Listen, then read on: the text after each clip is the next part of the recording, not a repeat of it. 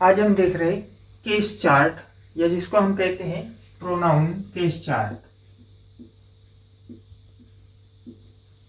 तो प्रोनाउन का जो केस चार्ट होता है उसको कितने भागों में डिवाइड किया गया है उसको देखना है हमें कि कौन से सब्जेक्टिव केस होते हैं, कौन से ऑब्जेक्टिव केस होते हैं, कौन से पजेसिव केस होते हैं, कौन से रिफ्लेक्सिव केस होते हैं। तो आपके पूरे डाउट्स क्लियर होंगे कि सब्जेक्टिव केस आई का कब यूज करेंगे, हम मी का कब यूज करेंगे, माई का कब यूज करेंगे, माई सेल्फ का कब यूज करेंगे, वैसे ही वी का कब यूज करेंगे, अस का कब यूज करेंगे, फिर आवर का कब यूज करेंगे। जितने भी प्रोनाउन है प्रोनाउन को हमको इस चार्ट के माध्यम से समझना है। तो प्रोनाउन समझने से पहले हमें पर्सन समझना होगा। तो पर्सन हमारे तीन होते हैं, फर्स्ट पर्सन, सेकंड पर्सन और थर्ड पर्सन। तो फर्स्ट पर्सन के अंतर्गत दो लोग आते हैं, आई और वी। सेकंड पर्सन के अंतर्गत ओनली यू आता है। थर्ड पर्सन के अंतर्गत ही, सी, दे और इट आते हैं। यानी फर्स्ट पर्सन आई और वी हो गया, सेकंड पर्सन यू हो गया, ही, सी, दे, इट थर्ड पर्सन हो गए। तो आई और वी को ही फर्स्ट पर्सन क्यों कहा जाता है? तो जो स्पीकर होता है या बोलने वाला होता है वो हमेशा फर्स्ट पर्सन होता है, सुनने वाला सेकंड पर्सन होता है और जिसके बारे में बात की जाए वो थर्ड पर्सन होता है। तो जब भी हमको कोई चीज़ यदि बोलना हो तो हम आई से ही बोलते, मैं बोलते, इसलिए आई को फर्स्ट पर्सन बोला जाता है। और यदि जब हम बोल रहे हैं यानी वी की जब बात कर रहे हैं तब वी में मैं भी आता है, इसलिए दोनों को फर्स्ट पर्सन माना जाता है, आई और वी को।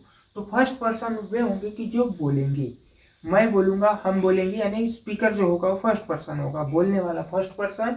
जब मैं या हम बोलेंगे तो यू यानी दूसरा जो सुनने वाला लिसनर जो होता है वो होता है सेकंड पर्सन, तो लिसनर हो जाएगा यू। वैसे ही जिनके बारे में बात करेंगे हम, ही, सी, दे, इट, ये हो जाएंगे थर्ड पर्सन। स्पीकर हो गया फर्स्ट पर्सन, लिसनर हो गया सेकंड पर्सन, और जिनके बारे में दो लोग बात कर रहे हैं फर्स्ट पर्सन और सेकंड पर्सन वो हो जाएंगे थर्ड पर्सन।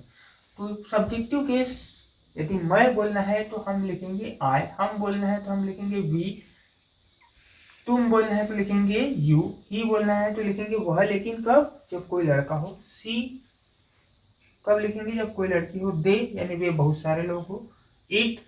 तो इस प्रकार आपके पास में फर्स्ट, सेकंड, थर्ड पर्सन के आधार पर इतने प्रोनाउन हो गए, 1, 2, 3, 4, 5, 6 और 7 प्रोनाउन के ये सब्जेक्टिव केस हो गए। जब भी इनको सब्जेक्ट के स्थान पे यूज करना रहेगा तब हम लिखेंगे आई, वी, यू, ही, सी, दे और इट। लेकिन जब इनको ऑब्जेक्ट के स्थान पर यूज करना है तब आई का हो जाएगा मी, वी का हो जाएगा अस, यू का हो जाएगा यू ही रहता है, ही का हो जाएगा हिम, सी का हो जाएगा हर, दे का हो जाएगा देम, इट का इट ही रहेगा। तो जब हम सब्जेक्ट के रूप में आई को लिख रहे हैं तब इसका अर्थ निकल रहा है मैं, मुझे, मैंने, और मी यानी मुझे। आई के तीन अर्थ निकल रहे हैं, मैं, मैंने, मुझे। मी का एक ही अर्थ निकल रहा है, मुझे। तो आई के तीन अर्थ कैसे निकल रहे हैं? जैसे मैं क्रिकेट खेल रहा हूँ, आई एम प्लेइंग क्रिकेट, मैं निकला, मुझे वहां जाना चाहिए, आई शुड गो देयर। तो यहाँ पर आई शुड गो देयर में मुझे अर्थ निकल रहा है, मुझे वहां जाना चाहिए। मैंने कार्य किया, आई डिड वर्क। तो आई के तीन अर्थ निकल रहे हैं, मैं, मुझे और मैंने। मी का एक ही अर्थ निकल रहा है, मुझे। उसके बाद में वी यानी इसका भी अर्थ होता है हम, हमें और हमने। वी प्ले क्रिकेट, हम क्रिकेट खेलते हैं। हमने क्रिकेट खेला, वी प्लेड क्रिकेट, हमें वहां जाना चाहिए, वी शुड गो देयर। तो तीन अर्थ निकल रहे हैं वी के भी। वैसे ही यू के भी निकलेंगे तुम, तुमने। तो आई सब्जेक्टिव केस हुआ, मी उसका ऑब्जेक्टिव केस हो गया, फिर उसके बाद वी सब्जेक्टिव केस, अस उसका objective case, you subjective case और यू ऑब्जेक्टिव केस। वैसे ही आने होगा वह, सी आने भी होगा वह, लेकिन यहाँ याद रखेंगे जब कोई लड़का होगा तो ही यूज करेंगे, कोई लड़की होगी तो सी यूज करेंगे। दे आने हो जाएगा वे। तो इस प्रकार हमारे सब्जेक्टिव केस हो गए। अब ऑब्जेक्टिव केस में यहाँ पर मैं, मैंने, मुझे, वैसे हम, हमें, हमने, तुम, तुम्हें, तुमने, ये इनके अर्थ निकल रहे हैं। उसके बाद में वी का हो जाएगा अस, हम, फिर हमें, यू का तुम्हें, वह का फिर उसे, सी का हर, सी का ऑब्जेक्टिव केस आ जाएगा हर।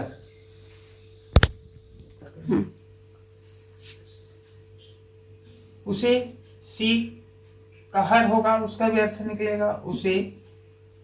दे आने में ऑब्जेक्टिव केस में हो जाएगा उन्हें। तो हमारे पास में ऑब्जेक्टिव केस मिल गया हमको, मी, अस, you, him, her, them.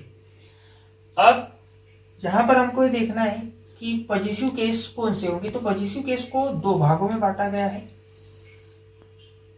Adjective और दूसरा प्रोनाउन पॉजिटिव।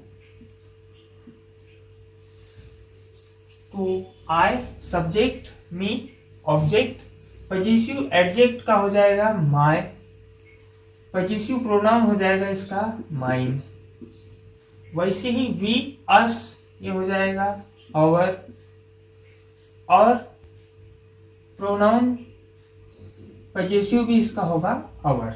वैसे ही यू, यूअर, और यहां पर आ जाएगा यूअर्स, इसमें हो जाएगा अवर्स। ही, हिम, फिर इसका हो जाएगा हिज, और इसका प्रोनाउन पॉजिटिव केस भी रहेगा हिज। तो सी का ऑब्जेक्टिव केस हर, पॉजिटिव केस उसका भी होता है हर, और प्रोनाउन पॉजिटिव केस भी उसका होता है हर्स। दे, देम, फिर उसका पॉजिटिव केस जो होता है देयर, एंड एडजेक्टिव पॉजिटिव हो जाएगा देयर, प्रोनाउन पॉजिटिव हो जाएगा उसका देयर्स। वैसे ही इट, इट्स, और यहां पर हो जाएगा उसका इट्स। अब इसके बाद में इनके आते हैं रिफ्लेक्सिव प्रोनाउन। तो रिफ्लेक्सिव प्रोनाउन में I, me, my, mine, subjective, objective, positive. याद कैसे रखना है इसको, आई, मी, माय, माइन। अब इसमें ध्यान रखना है कि माय का यूज जो है हम हमेशा नाउन के साथ करते हैं, और माइन का यूज हम सिंगल उसी का करते हैं, अकेला आता है माइन। यह मेरा है, दिस इज माइन। यह मेरा घर है, दिस इज माय हाउस। तो जितने भी एडजेक्टिव पॉजिटिव है वो सिंगल नहीं आएंगे, ये नाउन के साथ आएंगे। यानी माय के साथ नाउन आएगा, आवर के साथ भी नाउन आएगा, यूअर के साथ भी नाउन आएगा, हिज के साथ भी नाउन आएगा, हर के साथ भी नाउन आएगा, देयर के साथ भी नाउन आएगा। तो जितने भी एडजेक्टिव पॉजिटिव केस है वो नाउन के साथ यूज किए जाते हैं। जैसे ये आपका पेन है, दिस इज यूअर पेन। ये आपका है, दिस इज यूअर्स। यह हमारा है, दिस इज अवर्स। जब हम सिंगल यूज कर रहे हैं तो अवर्स का यूज कर रहे हैं। यह हमारा घर है, दिस इज अवर हाउस। अवर के बाद में हम नाउन का यूज कर रहे हैं। तो माय और माइन में ये डिफरेंस है कि माय का यूज हम तब करते हैं जब हमको माय के बाद में नाउन यूज करना हो, तब हम माय का यूज करेंगे। माइन का यूज हम सिंगल करते हैं कि दिस इज माइन, यह मेरा है। वैसे ही दिस इज यूअर्स, यह आपका है। और आपको यदि बोलना कि यह आपका पेन है, this is your pen. Your के बाद में नाउन यूज किया हमने पेन। तो हमेशा जो एडजेक्टिव पॉजेसिव केस है उसमें लास्ट में नाउन आएगा, जबकि प्रोनाउन पॉजेसिव में नाउन नहीं आते हैं, ये ध्यान में रखना है। तो आई, मी, माय या माइन, फिर उसके बाद में इसका रिफ्लेक्सिव केस बनता है माई सेल्फ, स्वयं या खुद। तो अब एक लाइन से चार्ट कैसे याद रख सकते हैं, I, me, my oblique mine, myself. वैसे ही अवर का जो है वी, अस, अवर, अवर्स और अवर सेल्फ्स, जितने भी प्लूरल है वो वी एस से बनेंगे और ये सेल्फ से बनेंगे। दूसरा है यूअर, तो यूअर का दो प्रकार से बनेगा, यूअर सेल्फ या यूअर सेल्फ। ही का हिम सेल्फ हो जाएगा, सी का हर सेल्फ हो जाएगा, दे का देम सेल्फ हो जाएगा, इट का इट सेल्फ हो जाएगा।